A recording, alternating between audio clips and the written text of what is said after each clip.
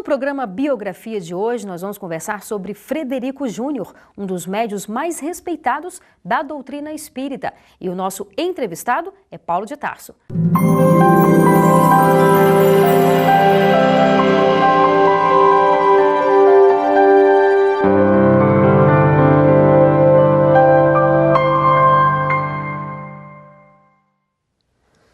Paulo, muito obrigada pela sua participação aqui no nosso programa. Quem foi Frederico Júnior? Bom, primeiro eu que agradeço a participação, um programa maravilhoso como esse, da divulgação da doutrina espírita. Frederico Júnior não é um médium tão conhecido como os outros, né? Porque ele nasceu em 1857, no estado do Rio de Janeiro. Um médium muito humilde, muito trabalhador, foi considerado, na época, o médium de Ismael, pelo seu papel relevante no início da doutrina espírita, na implantação da doutrina espírita no Rio de Janeiro e no Brasil. Ele teve um papel relevante relacionado à sua mediunidade, né, ao trabalho que ele fez com o Dr. Bezerra de Menezes, com Bittencourt Sampaio, e uma pessoa assim muito humilde, que não teve uma vida tão tranquila como muitos tiveram, nasceu no Rio de Janeiro muito pobre, não teve a possibilidade de estudar, mal conhecia a gramática, quer dizer, uma pessoa iletrada, né, que não tinha nenhum conhecimento superior, que realmente se dedicou à doutrina espírita com muito amor, com muito carinho. Era funcionário público. As informações que a gente tem não são muito completas, mas nos dizem que ele trabalhava nos Correios, né, e que ele casou 2 vezes, ficou viúvo, né, teve filhos, mas nós não sabemos quantos filhos ele teve. Com certeza nós sabemos que ele teve uma filha, mas ele teve mais de um filho, né? E se dedicou ao trabalho da doutrina com intensidade. Dizem que a história nos diz o seguinte, que em 1878, Frederico Júnior foi num centro espírita, né? Com 20 anos então, né? Com 21 anos, 21 anos de idade. Ele foi num centro espírita porque ele queria obter informações sobre uma pessoa querida que havia desencarnado. A gente não sabia qual o conhecimento que ele tinha da doutrina na época, mas ele foi lá. Foi com um padrinho dele, né? Chegou lá, ele teve... ele não sabia, mas ele era um médium sonambúlico, né? Então ele teve um acesso sonambúlico e provocado por um espírito, né? E não soube o que realmente tinha acontecido na reunião. Nós também não temos informação do que foi que aconteceu. Mas diz que aí começou o trabalho de Frederico Júnior com a doutrina espírita relacionado à mediunidade.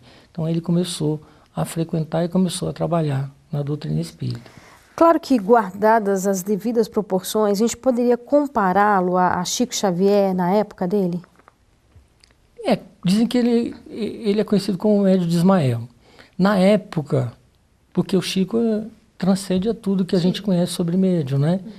E o Frederico, a gente, por falta de informações, e a grosso modo, a gente pode comparar o Frederico como sendo o Chico Xavier da época, pela mediunidade que ele tinha, pela facilidade que ele tinha, né? Pelo tipo de mediunidade que ele tinha, pelo amor, dedicação e a própria humildade, né? Frederico Júnior, ele era aquilo que assim nos narra o próprio Evangelho. Ele era considerado um homem de bem, porque o Frederico Júnior, ele, apesar de ser humilde, apesar de não conhecer, é uma pessoa iletrada, né, não ter conhecimentos, ele dedicava a vida dele toda à doutrina espírita. Ele mal parava em casa porque ele tinha muitos doentes que ele assistia, através da sua mediunidade, dando passe, levando leituras do Evangelho, levando alimento àqueles mais necessitados, né?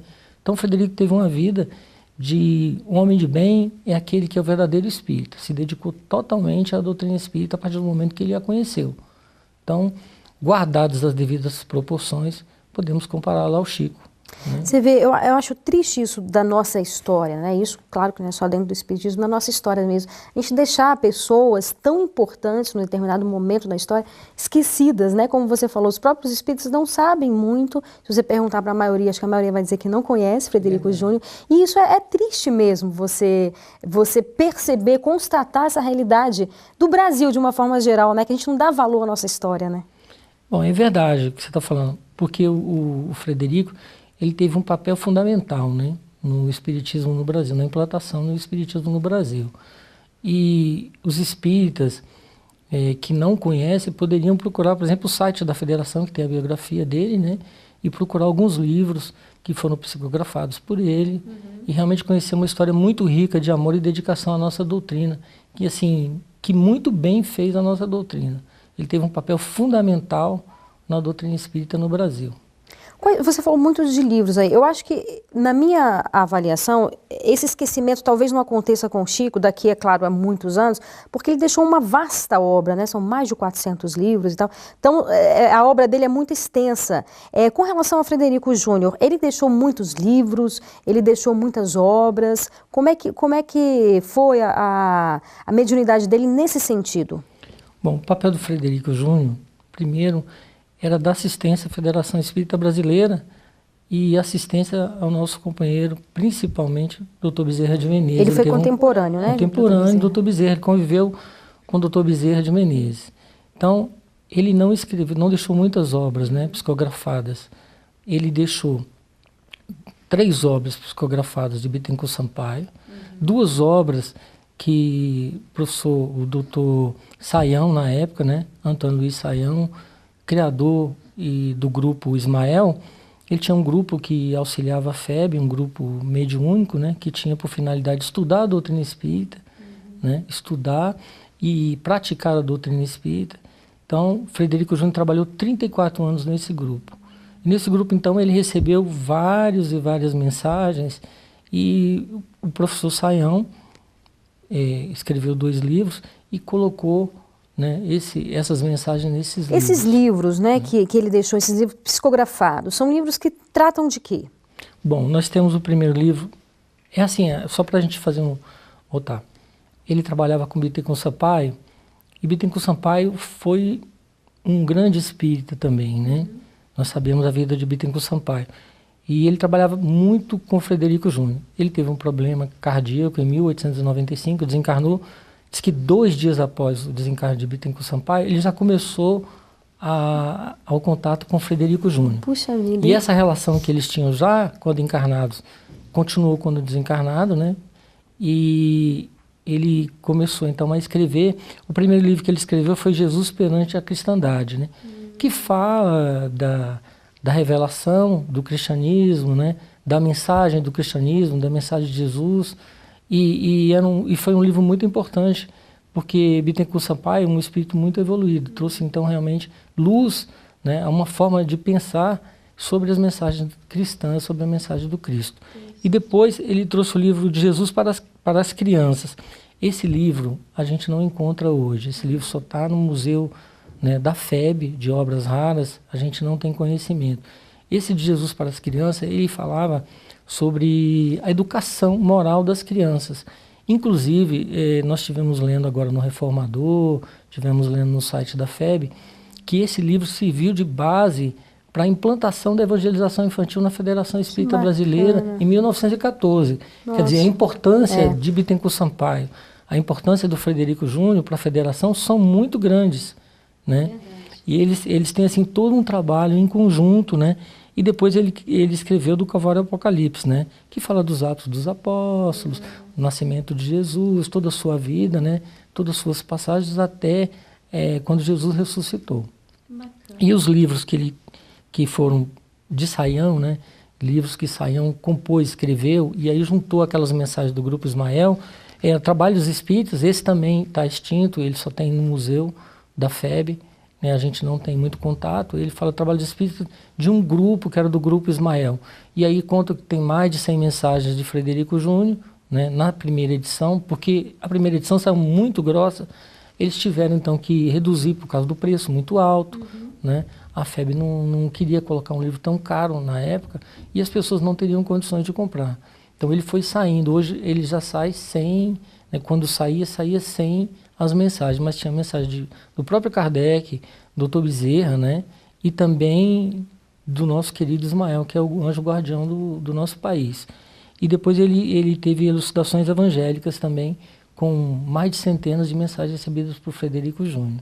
Ou seja, com certeza foram livros que na época tiveram uma importância absurda, né? Muito grande. Que hoje a gente tem vários livros de Chico Xavier, de André Luiz, né? Que deu um outro vislumbre mesmo para a doutrina espírita. Mas naquela época não se tinha tantos livros, né? Não. Inclusive a FEB, né? A FEB necessitava de muito auxílio, né? Então, para a FEB, para a divulgação da doutrina, né? Para a manutenção da FEB, foi de suma importância, né? Foram livros assim maravilhosos e que Frederico recebeu de Bittencourt, né? E dos mensageiros celestiais que eram encarregados da doutrina espírita no mundo, né? Na divulgação da doutrina, que são de suma importância para a doutrina espírita até hoje.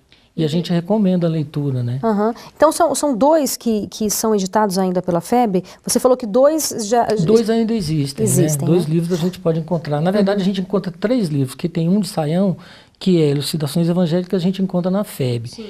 E Jesus perante a cristandade também a gente encontra, e do Calvário e Apocalipse também a gente encontra. Né? 2 estão no museu.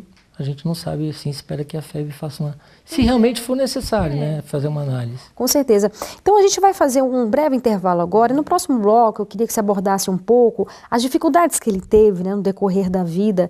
Porque muitas vezes, Paulo, a gente verifica, estudando a vida de pessoas, a gente vê o legado que deixou, mas a gente não sabe o que estava por trás de tudo isso, né? E pelo que você me falou, ele foi uma vida muito sofrida, né? Com muitos obstáculos, muitas dificuldades. E a gente vai falar um pouco sobre isso no próximo bloco. E você, não saia daí, vou esperar por você.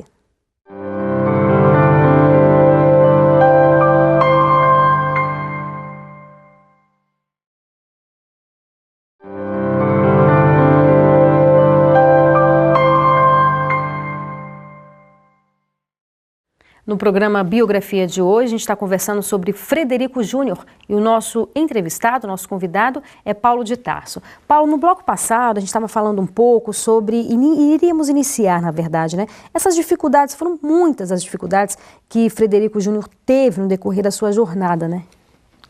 Realmente ele teve uma vida muito complicada, né? A gente analisa dessa forma e coloca o seguinte, não era por causa da mediunidade, porque a mediunidade não traz nenhum tipo de sofrimento para ninguém. Os nossos sofrimentos são causados pelos nossos atos em outras vidas, pela necessidade de evolução e etc. Não pela mediunidade. Mas Frederico, ele tinha um trabalho muito intenso, né? Então, cada livro que ele recebia, né, a cada mudança que tinha na federação, cada progresso que tinha em relação à doutrina espírita, Frederico era muito perseguido pelas falanges inimigas da luz. E como ele tinha muitas mediunidades, né? Olha, ele tinha psicofonia, né? Ele tinha sonambulismo, né? A mediunidade sonambúlica, que eles chamam de mediunidade inconsciente, né? Ele tinha clarividência, clareaudiência, né? E também de efeitos físicos. Então eles usavam muito, né? Psicografia e efeitos físicos. E efeitos físicos era muito complicado para ele. E ele também tinha problemas assim, de vez em quando o Frederico ele ficava ausente. Então essa ausência dele, ele passava 2, às vezes 3 dias ausente e todo mundo procurava, não o encontrava. Né? Não o encontrava. Então, e ele totalmente inconsciente? Ficava inconsciente, ele ficava ausente. Mas isso era devido à mediunidade? Devido ao seguinte, como ele tinha mediunidade, cada vez que ele mais trabalhava, porque a mediunidade é uma ferramenta que quanto mais você trabalha, mais você a depura, né? Mais você coloca a sua mediunidade a serviço da espiritualidade superior. Então, o próprio Chico dizia o seguinte, que não existe na mediunidade, você vai ver o lírio e o sapo, né? Então, assim, você vai estar em contato também com a espiritualidade superior e com a espiritualidade inferior, porque realmente acontece, nós ainda estamos muito ligados à Terra. E nós sabemos que a Terra é um planeta de prova e expiação. E Frederico percebia todas essas ondas, né? Dizem que às vezes Frederico estava dormindo e ele acordava no meio da noite, como a espiritualidade inferior fazia um carnaval na casa dele, no quarto dele. Então ele acordava meio perturbado. Tamanha era a mediunidade do nosso irmão. E contam também que uma vez ele estava dormindo, né? Estava deitado, e ele ouviu então uma voz dizendo assim, a sua casa está pegando fogo. E aí ele acorda assustado quando ele corre na cozinha, estava pegando fogo na casa, e ninguém sabia como pegava fogo. Era mediunidade de efeitos físicos. E ele também conta o seguinte, que muitas vezes ele pegou a barca, né, Rio-Niterói, a barca de Niterói, e ele sentava atrás, ficava olhando a barca e olhando para o mar com vontade de suicidar, pular no mar. Ele disse que várias vezes aconteceu isso e que o próprio Ismael o auxiliou, né?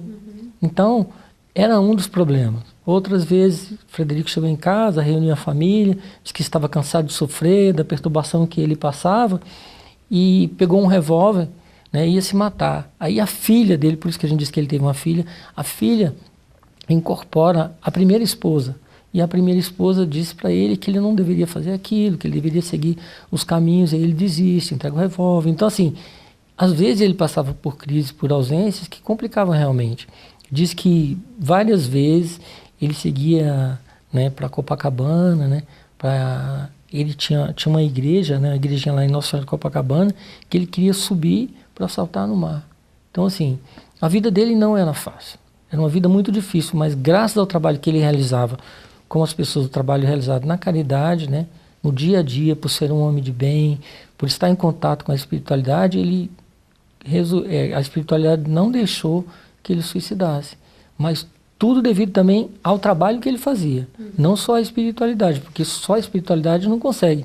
A gente também tem que ter a nossa vontade, né? A gente tem que também ter o nosso trabalho, o nosso esforço em comum, porque a evolução é de cada um e cada um tem que correr atrás da sua própria evolução, do seu próprio aprimoramento. E ele fazia isso. Agora, você abordou um aspecto muito interessante aí, Paulo, porque para muitos médiuns, e claro, muitos também que não se aprofundam na doutrina espírita, eles acham que a mediunidade é um fardo. E não é, né? Não tem que ser um fardo, né? Se for um fardo é porque tem algo de errado, não é isso? Na verdade, a mediunidade é uma chance que a espiritualidade nos dá, né? Nosso Senhor Jesus Cristo nos dá a oportunidade de trabalhar e fazer o bem. É claro que quando você tem mediunidade, você vê determinados espíritos, você sente determinadas presenças, a gente tem que realmente fazer como o Frederico fez. Trabalhar isso dentro da gente. Estudar a doutrina, que é o primeiro passo que a gente deve fazer. É estudar a doutrina, estudar a mediunidade, procurar uma casa séria realmente, que possa nos auxiliar, para que a gente possa então desenvolver e trabalhar pelo bem comum de todas as pessoas, porque muitas pessoas necessitam. Então você pode trabalhar de todas as formas na doutrina, você pode, por exemplo, dar passe toda semana nas pessoas que vão lá com problemas de saúde, você pode fazer palestra, você pode trabalhar na sala de obsessão, e aí o desenvolvimento dessa mediunidade depende de você e da espiritualidade, como ela vai te usar. Então, mediunidade não é um fardo, é uma oportunidade de trabalho, sabe? E é uma oportunidade maravilhosa que a gente tem em contato com os espíritos, tanto inferiores quanto superiores. Mas é muito gratificante trabalhar pela doutrina espírita através da mediunidade. O que pode acontecer, em alguns casos, a pessoa assume o compromisso na espiritualidade, né? Vem e aí não quer arcar com esse compromisso, aí ela vai ter dificuldades, vai ter problemas, né? Normalmente acontece isso com a maioria de nós, né? A gente reencarna e esquece tudo. Esquecer é uma bênção, né? Mas as oportunidades vão aparecendo. Inclusive, quando a mediunidade aparece em nosso caminho, a gente tem que procurar realmente conhecer, né? Não como um fardo, mas como uma oportunidade. E realmente trabalhar e se entregar. Porque, como você mesma disse, a gente planejou essa vida lá em cima, né? Quem teve a oportunidade de planejar, teve a oportunidade de ter algum tipo de mediunidade para se trabalhar. Então, a gente deve realmente trabalhar com muito amor, com muita entrega, com muito carinho, né? Voltando ao Frederico Júnior, que tinha uma mediunidade, tantas mediunidades ostensivas assim, em um determinado momento da trajetória dele, as coisas começaram a se acalmar, foram se ajustando de uma forma geral? Olha, o Frederico, ele sempre passou por problemas, né? Frederico, ele diz o seguinte, que até Dr. Bezerra era homeopata, né? Também. E então o Dr. Bezerra dava para ele alguns remédios homeopáticos, né? E ele, através do trabalho, através desse tratamento com o Dr. Bezerra, ele conseguiu controlar muito a sua mediunidade. Tanto é que ele produziu vários livros, tantas mensagens, né? E realmente trabalhou muito pela doutrina, conseguiu o que a gente chama assim de uma tranquilidade em relação à mediunidade, um equilíbrio, mas nos últimos 10 anos de vida dele que foram mais complicados. Os últimos 10 anos foram de intenso sofrimento. Quanto mais ele produzia, quanto mais ele trabalhava, mais ele sofria. Mas relacionado também ao passado dele. É o que é uma... E a gente tem conhecimento assim, do passado dele? Ele teve esse conhecimento por meio da doutrina espírita? Não, a gente não tem conhecimento de que Frederico fez nas encarnações passadas. A gente só sabe que ele tinha na encarnação, que foi a última, né? Ele tinha vários problemas relacionados à encarnação passada, que ele trazia ainda alguns resquícios e que resgatou com muito trabalho, com muito amor.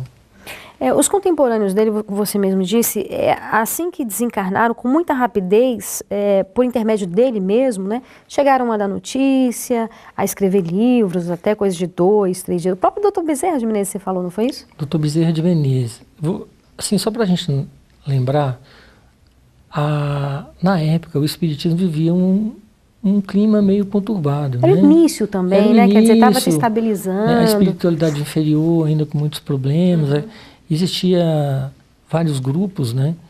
E Dr. Bezerra já tinha passado pela Federação Espírita Brasileira como presidente. E em 1895, o presidente da federação tinha deixado o cargo, chamaram o Dr. Bezerra para assumir. E aí o Dr. Bezerra ficou meio preocupado, porque ele já estava doente, já estava cansado, e ele pediu um tempo para pensar e foi no grupo Ismael, né, que era o grupo formado por Saião, tinha Bittencourt Sampaio, o próprio Frederico, né? E aí ele foi no grupo para pedir uma orientação, o que ele ia fazer, se realmente ele poderia assumir a Federação Espírita Brasileira. E com conversas com Bittencourt Sampaio também chamou o Dr. Bezerra para que ele assumisse a Federação Espírita. Ele falou, mas eu não tenho tempo, o que eu vou fazer? Eu sou médico, mas eu não acredito na medicina, como ela está. E aí, porque Bittencourt Sampaio era um médium que ele receitava, né, remédios homeopáticos. Ele falou, você deveria, eu não sou médico, estou tendo um problema, você como médico, você poderia estudar homeopatia. Aí ele fala, poxa, mas eu vou viver do espiritismo? Não, você volta realmente e vai trabalhar. Aí, na reunião mediúnica, o Dr. Bezerra fez uma prece, pediu auxílio, e o Frederico Júnior recebeu então Santo Agostinho, que era o protetor do Dr. Bezerra. E Santo Agostinho pediu a ele que estudasse homeopatia, né? E ele realmente, como o Bittencourt tinha pedido. E pediu também a ele que assumisse novamente a Federação Espírita Brasileira. Aí você vê o papel do Frederico relacionado ao Dr. Bezerra, né? Ele assumiu a federação, continuou com o trabalho, desencarnou em 1900, dia 1º de abril de 1900, né? No dia 2 de abril ele foi enterrado e na reunião que teve à tarde na Federação Espírita Brasileira, ele deu sua primeira comunicação através do Frederico Júnior, 24 horas após o desencarne. Nossa, incrível, né? Eu vou fazer um breve intervalo e aí a gente volta no próximo bloco falando um pouco sobre essa ligação entre os dois. E você, não saia daí.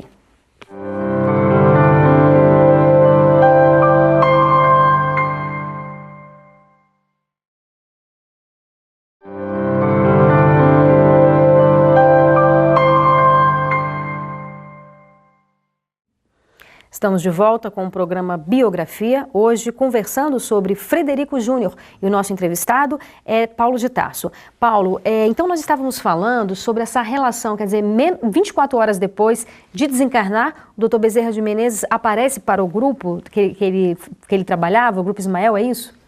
Foi na reunião na Federação Espírita Brasileira, né? Para você ver que espírito, né? Com esse desprendimento, né? É um espírito que 24 horas após o desencarne, primeiro ele passou por um processo de doença, 3 meses ele ficou de cama, né, em que não reconhecia ninguém, não mexia nada, só abria os olhos, né, diz que só abria os olhos, mas não reconhecia as pessoas.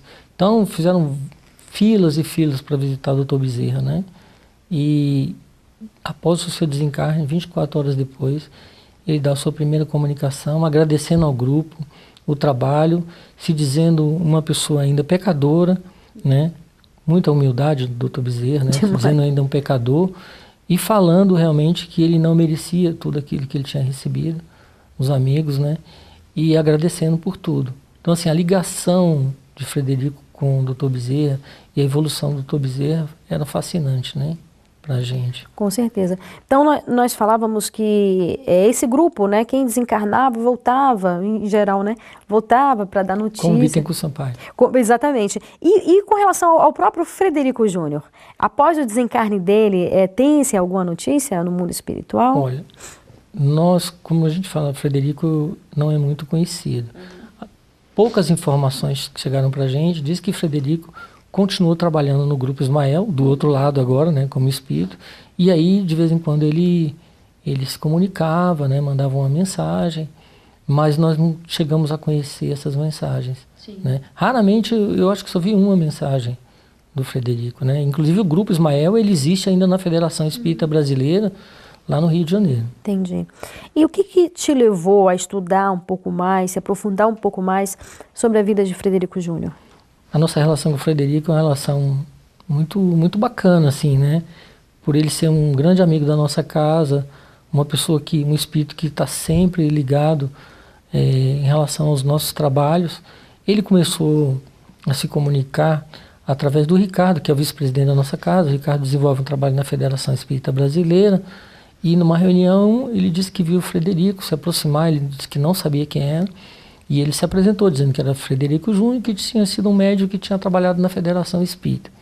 E aí o Ricardo começou então a perguntar para as pessoas, o presidente da federação, o seu Nestor, o pessoal lá do Rio de Janeiro, e foi numa reunião no Grupo Ismael, ele perguntou, vem cá, vocês estão vendo o Frederico aqui e tal? O pessoal, de vez em quando, pois é, ele está aparecendo para mim e tal. E o Ricardo tem uma mediunidade muito bonita, né?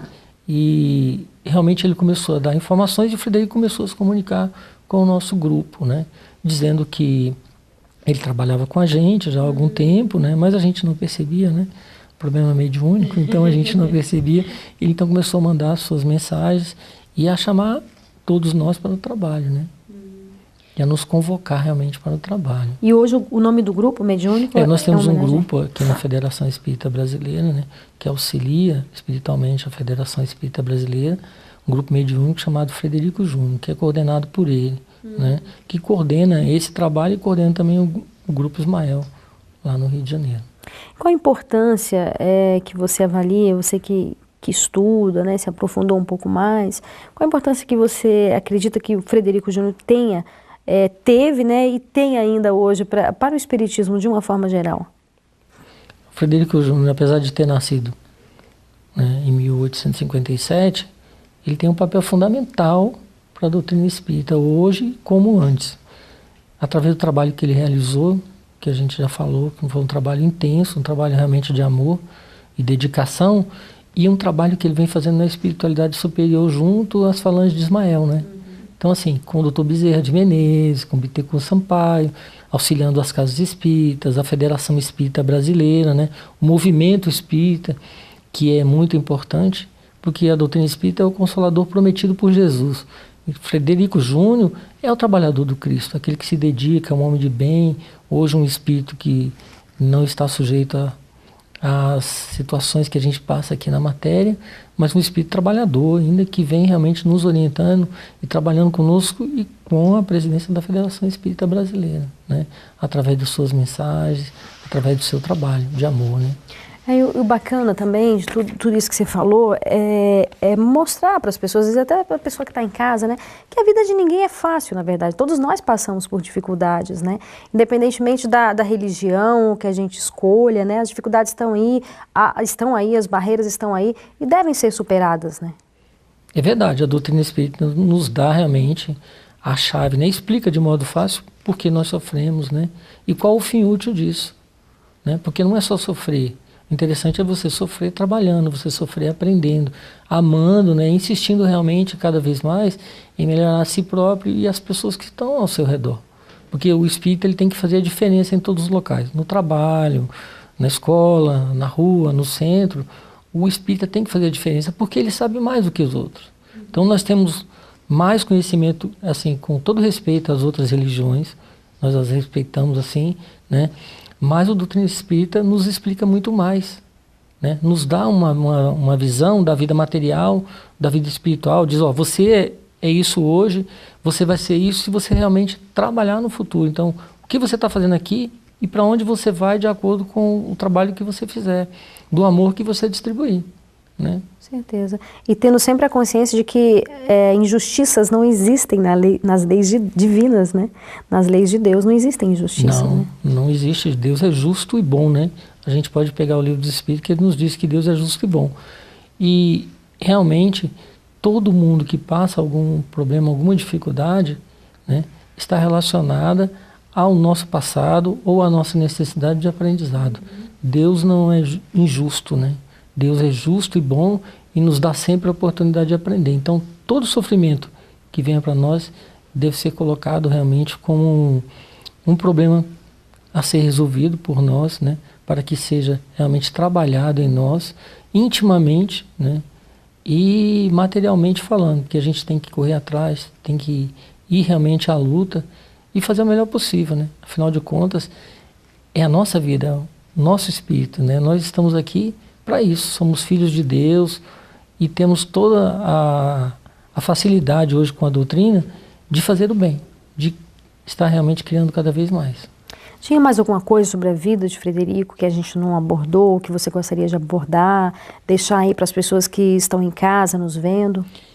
É interessante a gente falar sobre Frederico Júnior, que nós não falamos, foi que em 1888, Frederico Júnior recebe uma mensagem de Allan Kardec, né? Ele recebeu um aviso de que Allan Kardec voltaria numa semana no Centro Espírita Fraternidade. Ele recebeu a informação de que Allan Kardec faria um pronunciamento, mandaria uma mensagem aos espíritas do Rio de Janeiro, né? E realmente aconteceu uma semana após.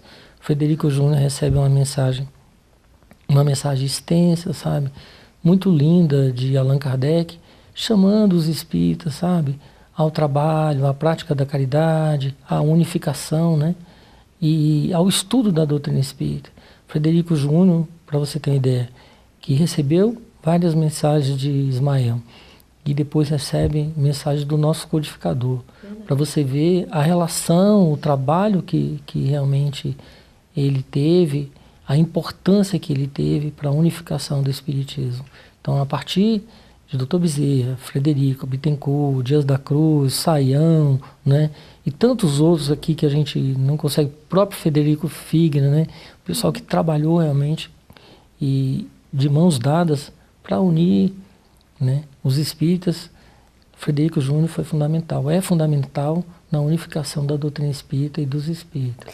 E essa mensagem, inclusive, ela foi reconhecida pela Federação Espírita Brasileira. Foi, ela saía naquele livro, antigamente eu não sei se está sendo editado ainda, o livro A Prece, ela estava contida no livro A Prece, né? Mas é reconhecida, a gente pode procurar na internet, mensagem de Allan Kardec aos espíritas do Brasil. Claro que a realidade hoje é completamente outra, mas fica aí também, né, essa mensagem de unificação, né, de trabalhar o bem, não se ater tanto no sentido de divisão, né, divisão, porque eu acredito, né, dessa forma, mas no sentido da unificação mesmo, né? É verdade, né? Hoje a gente prega muito o respeito às outras religiões, a gente prega muito o respeito, né, às pessoas.